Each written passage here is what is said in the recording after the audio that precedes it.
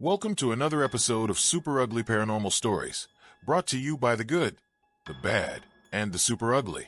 For more viral content, endless giveaways, cash opportunities, and more, be sure to visit goodbadsuprugly.com. The memory of the place doesn't come to me all at once. It comes in pieces, like fragments of a bad dream you try to shovel back into the hole they crawled out of. It's been 6 months, and I still sleep with the lights on.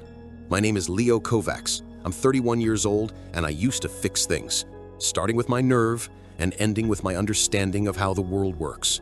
There's a crack in my reality, and the draft coming through is cold as a grave. I need to tell someone. I can't tell my friends. They'd smile that tight, patient smile and suggest I take a vacation, maybe see someone about the stress. They'd use words like burnout and sleep deprivation, comfortable modern words for a terror that is ancient and jagged. I can't tell my family because the fear in their eyes would be worse than the fear I carry in my own gut. It's a lonely thing, knowing something that would break the people you love. So I'm telling you, the void, because the void doesn't have a face to show its disbelief. It just listens, and maybe, in its infinite hunger, it understands. For a brief, normal time, I was a junior maintenance technician at the Athelred Tower, one of those glass and steel spikes stabbing at the sky in a European capital I won't name.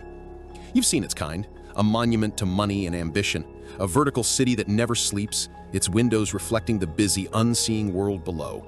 My world was the world behind the walls, the grimy, honest guts of the place. I was a kind of doctor for the building's circulatory system of power and data, a blue-collar ghost in a world of suits and salaries. The tower was a leviathan, 40 stories of polished arrogance and 5 basement levels that felt like they were dug into something a lot older and colder than Earth. You could feel the weight of it, a silent pressure on the eardrums of the soul. The first 2 months were a blissful, ignorant routine. I was the new guy, learning the rhythms, the shortcuts, the personalities of the 8 elevators, which one groaned, which one had a door that hesitated. Then I noticed it. It was a small thing, an absence, a zero in the symphony of daily life.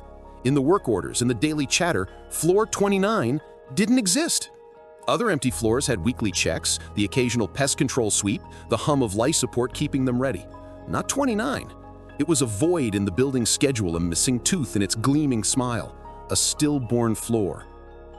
Curiosity is a quiet seed. It doesn't need much water, just a little darkness. It planted itself in the dark soil of my mind and began to grow, sending out pale, questing roots. One afternoon,